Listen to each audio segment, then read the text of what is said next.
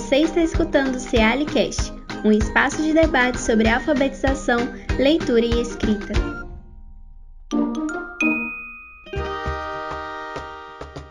Olá, eu sou Luísa Rocha, jornalista do Ceali, e no Cealicast de hoje nós vamos continuar nossa conversa sobre representatividade negra no currículo da alfabetização, com a convidada, a professora Patrícia Barros, do Centro Pedagógico da UFMG.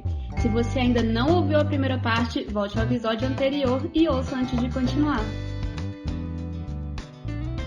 E como é que você enxerga o futuro da inclusão, assim, da literatura negra na educação infantil nos primeiros anos, né? Existem tendências emergentes, inovadoras nesse campo? Cada vez mais sim, Luísa, né?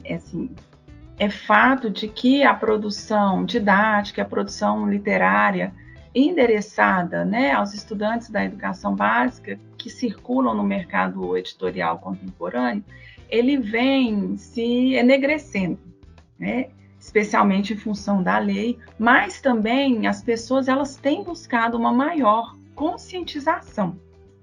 Nos primeiros anos de vida da criança, é essencial essa abertura para os modos vários de enxergar, né, as pessoas e as existências, né, no mundo, porque a criança ela está ali muito potentemente se ancorando naquilo que ela vê. A criança ela se constitui, assim como todos os seres humanos, a partir daquilo que ela experiencia, né? E as experiências elas provocam atravessamentos, né? Elas marcam a gente positivamente, negativamente. As experiências elas vão nos formar ou nos deformar, mas isso tudo nos transforma, né? Então, assim, o que eu tenho percebido, né, é um movimento grande nas secretarias de educação, inclusive em Belo Horizonte nós temos o núcleo de relações étnico-raciais, né, a gerência de relações étnico-raciais, que todo ano elas distribuem livros, né, literários muito significativos, muito relevantes, muito pertinentes para uma experiência literária complexa, com todas as nuances, com todas as camadas, com toda a abertura para protagonismo ali do leitor, né, informação, todo o protagonismo da criança, para a criança atuar ali, né? Então, embora haja um silenciamento, há buscas por resistências, né, no que diz respeito à inserção da literatura na escola. Mas é preciso tomar muito cuidado, porque chega muito material. Sobretudo no segundo semestre, né, em função das celebrações da consciência negra, chega muita coisa pormenorizada, assim, recorte. E o que é recorte não atravessa. Se há um fazer só por fazer, gente, não toca. Não há conexão, né? Então, o trabalho em relação ao reconhecimento identitário a partir de elementos da cultura negra, ele exige um investimento de políticas, de gestores, de docentes, para que o caminho ele seja trilhado com qualidade. As diretrizes curriculares nacionais para a educação das relações étnico-raciais, elas dizem, né, disso, da importância da inserção dessa temática em todas as modalidades de ensino, e aqui, né, o recorte é na educação infantil e nos anos iniciais, mas para isso a formação das educadoras e dos educadores é fundamental para que se tenha realmente ali uma qualificação do ambiente e das ações que proporcionem atravessamentos que humanizam. Hoje nós temos muitos cursos, né? Sim. Entrar no Google, a gente encontra muitas ações de grandes editoras de formação voltada para quem atua, né, na educação infantil nos anos iniciais, com esse olhar, né, pensando que não basta apenas a presença da literatura negra no currículo, nas práticas, ela não incide numa inovação. É preciso que a experiência ela seja de presença, de lugar, de não ausências. É preciso que haja um trabalho de conscientização, né? Autoconscientização e conscientização dos estudantes de que a escola ela está inserida em uma sociedade racista, de que as perspectivas, né, elas vêm mudando, mas é necessário muito mais investimento de valorização da população negra em todas as suas múltiplas dimensões, né? Na dimensão estética, na dimensão ética, na dimensão social, na dimensão cultural, na dimensão ancestral, que potencialize, né, essa vida negra, que a gente só pode dar aquilo que a gente tem. Eu gosto de pensar, mais do que no futuro, eu gosto de pensar no presente, né? As filosofias africanas e o Krenak, os povos originários trazem essa sabedoria, né? Que o futuro é ancestral. O que a gente vive aqui é futuro. O que a gente está vivendo aqui foi sonhado há muitos e muitos anos, né? Então, quando a gente pensa que o que a gente está fazendo aqui agora é de uma grandeza para os que virão muito grande, a gente passa a pensar, bom, o que eu tenho? O que eu posso oferecer, né? E isso, ao se pensar nas instituições escolares, é pensar que são espaços de encontros e de confrontos com as diferenças. Isso implica em pensar na construção de um ambiente que acolhe, que valorize, que não permite ações que reforcem preconceitos e estereótipos. E eu vejo que há um movimento muito bonito e grande nesse sentido, né? Ainda há muito, mas muito a se trilhar, porque ainda há lacunas na formação, ainda há pessoas que acham que é difícil de inserir isso, né? De dialogar isso no cotidiano, porque não domina, ou porque não é negro, ou porque não quer essa luta. Mas, assim, é impossível deixar de oportunizar experiências que possibilitem construção de formas outras de ser e de estar no mundo. Assim como construir, né, contribuir para que haja construção de novas sensibilidades, que sejam comprometidas com o rompimento dessas relações de dominação e de exclusão. É necessário, e eu vejo muitas ações atualmente, locais, né, falar aqui no âmbito de Belo Horizonte, mas nacionais, há muitos grupos de estudos e pesquisas nas quais docentes estão ali presentes, não apenas pesquisadores da universidade, né? As professoras e professores como pesquisadores da sua própria ação, na busca de uma não normatização, que marca esse currículo que é hegemônico, na busca de uma não priorização de um único conhecimento, na busca de uma não hierarquização de saberes, considerados legítimos ou não, na busca de uma não segregação da diversidade de coletivos raciais. E aí, nesse sentido, a inserção da literatura, né, negra, afro-brasileira, afrodiaspórica, tem diferentes denominações, ela se constitui, então, como uma oportunidade de fortalecimento e de fazer ecoar essas vozes negras, historicamente invisibilizadas, historicamente subalternizadas, trazendo ali, no primeiro plano, uma valorização desses corpos, dessas vozes, desses modos de vida, né? Dessas formas potentes, maravilhosas de existir e de resistir à colonização presente aí nos diversos âmbitos sociais. Quando a gente rompe com os estereótipos, que é assim, algo urgente e que vem sendo feito, precisa avançar ainda mais, nós conseguimos contribuir para que a exclusão de tudo aquilo que não é considerado apto, né, tudo aquilo que é considerado diferente, a gente contribui para que isso não exista mais, né? Para que isso, que hoje é tão presente, no futuro ancestral, não mais será. E aí, para finalizar, Patrícia, a nossa conversa, você já deu muitas dicas aí, eu acho também orientações de como é que os professores e professoras podem trabalhar isso dentro da sala de aula, né? Mas eu acho importante também a gente enfatizar aqui, até porque como você disse, algumas pessoas ainda têm dificuldade, não sabem como incluir junto ao currículo da alfabetização, e eu acho que a gente também ainda tem uma questão de, às vezes, até pecar na hora de tentar trabalhar a diversidade racial, e aí acaba dando um foco que não é tão legal.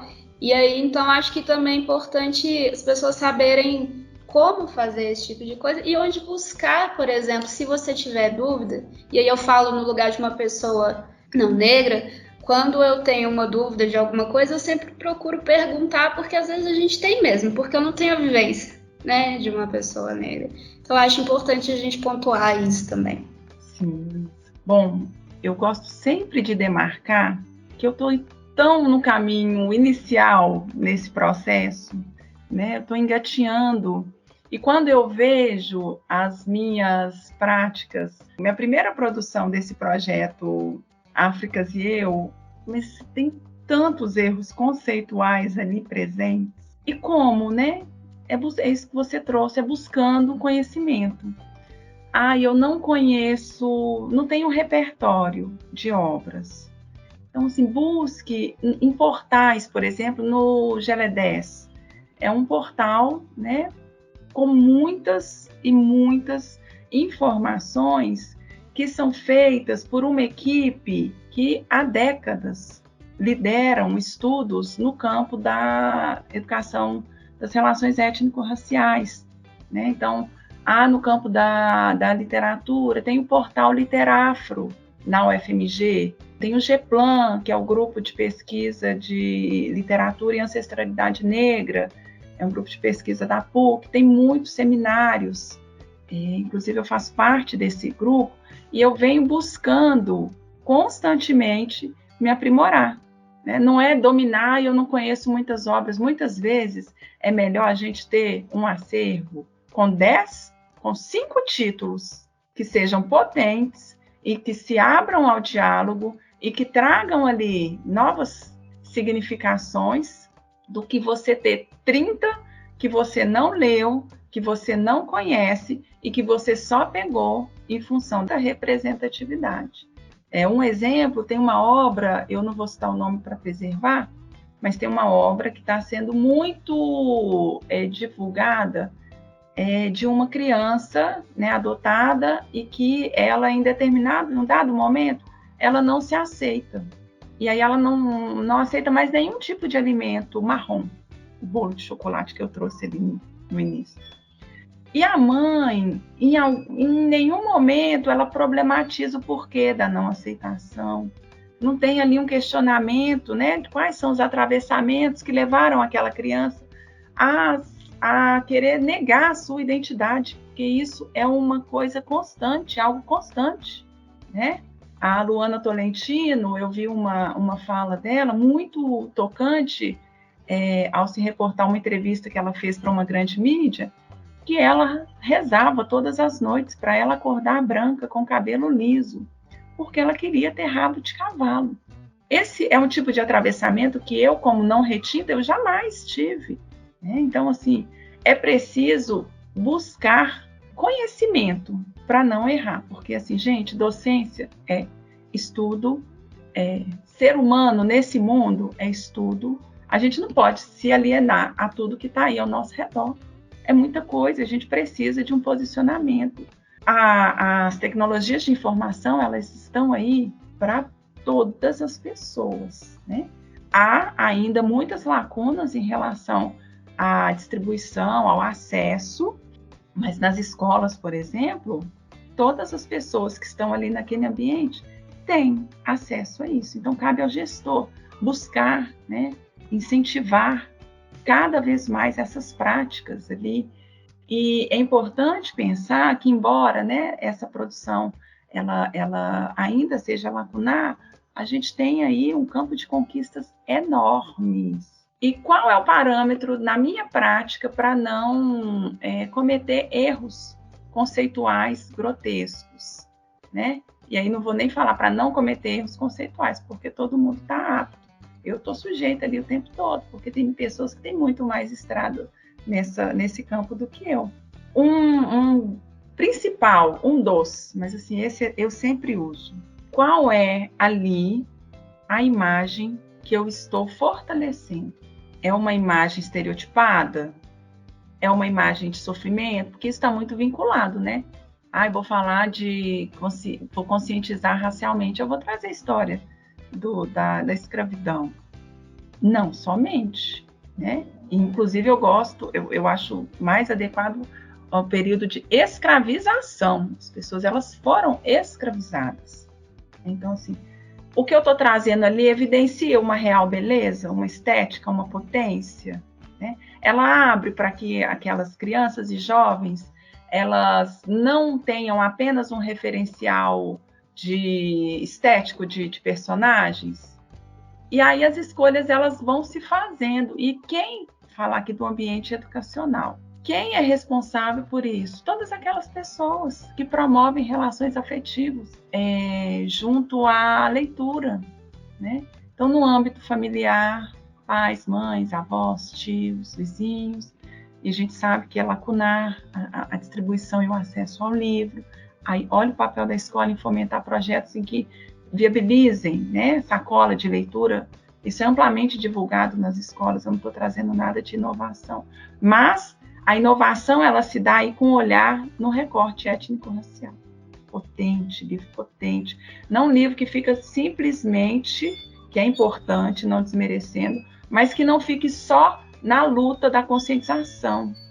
Então, se a gente tem, por exemplo, esse livro aqui, esse último super lançamento, O Andar com Fé, né, que é a ilustração da letra do Gilberto Gil, tem ali, é uma personagem negra que está protagonizando. Olha a presença, a existência potente ali, dessa vida. E aí, diferentes aspectos, eles podem estar ali presentes nessas escolhas. Então, eu posso fazer a escolha, a seleção, pelo viés do reconhecimento identitário e a partir de elementos da cultura negra.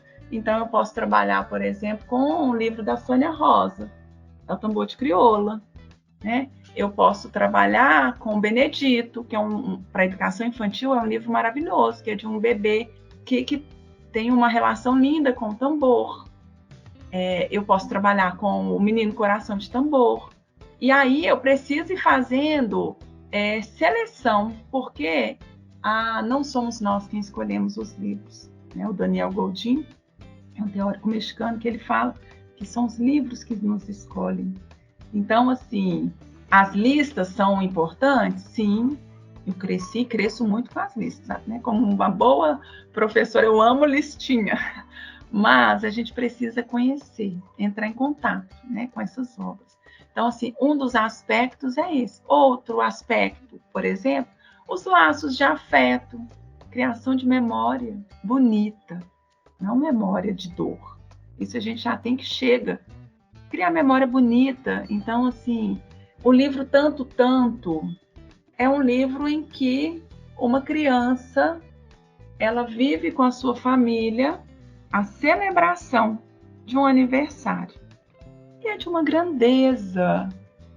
Isso é maravilhoso. A gente tem Letras de Carvão, né? Uma jovem que aprendeu a ler para ajudar a irmã e ela faz uma escrevivência ali muito bonita, né? Então, Vermelho, da Maria Teresa, uma poeta já falecida, mas uma obra lindíssima, que ela resgata memórias da sua infância, tão simples, singela e grandiosa, a celebração do seu aniversário junto à mãe, numa comunidade. Com tanta beleza e força, né? A dor já está aí, não precisa evidenciar. É um barraco. Gente, a gente potencializa. Não deixa de criticar e compreender, mas a gente traz ali o belo. A gente não pode negar o belo à população negra. E a beleza negra a gente não pode negar nem a população negra, nem a ninguém. Todo mundo tem que ter acesso para saber, para poder olhar com esse olho de encantamento. Antes eu não tinha esse olhar. Não conseguia. Eu não via criticamente o meu acervo no início da minha carreira, né? Então, isso é uma construção, né, que a gente vai fazendo aos poucos, mas assim, sempre com muita presença ali, A gente sempre tem que estar presente com consciência, para ver quem está escrevendo esses livros. Quando a gente pensa na autoria, vamos trazer a resistência e a luta, porque é importante. Vamos trazer biografias, sabe? Então, do Mandela, tem o Madiba, que é uma biografia do Mandela, mas traz a história de o Mandela, ele nasceu Madiba, né? Na etnia que ele fazia parte. E olha que gigante da nossa história, a gente conhecer Carolina Maria de Jesus, uma gigante na nossa história, isso é de muita, mas de muita força para as estéticas negras, para a história, para as culturas negras, né? Valorizar e tematizar, então, essas culturas a partir de um olhar local. Então, tem livros que eles, como esse aqui, Escola de Chuva, que eles trazem, né, a realidade de comunidades africanas com muita beleza, sem esse viés do sofrimento que é tão aclamado aí, né, a trazer a força da tradição oral. Para a educação infantil, um livro tão singelo e tão rico como o Ops, da Marilda Castanho, que só com onomatopeias e com a presença negra ali, um universo se abre. Olhar quais são as imagens que estão ali presentes nos recontos dos clássicos que eu faço no meu dia a dia. Quais são os temas ali? Eu consigo ter acesso, trazer literaturas africanas? Se eu não tenho a materialidade, quais contos que eu posso levar para minha sala de aula? Como eu fortaleço de fato a minha caminhada educacional junto a esses sujeitos? Então, assim, é um universo enorme. Eu pensei aqui um pouquinho daquilo que eu vivo, daquilo que eu acredito, e é sempre essa dimensão, encontro, sempre encontro, né? Conosco e com outras formas de existir nesse mundo desafiador, mas tão bonito, que é essa realidade que a gente vive. Bom, queria agradecer muito, professora Patrícia, acho que essa conversa é muito importante, foi muito bom aqui o nosso papo, muito obrigada, viu, pela disponibilidade. Agradeço também todo mundo que nos ouviu até aqui e até uma próxima. Gratidão, forte abraço a todas e todos e até. Este foi o CEALI-Cast. Você pode nos escutar no Spotify e no YouTube. Se quiser, você pode enviar sugestões de temas e perguntas para o nosso e-mail cealicast@gmail.com.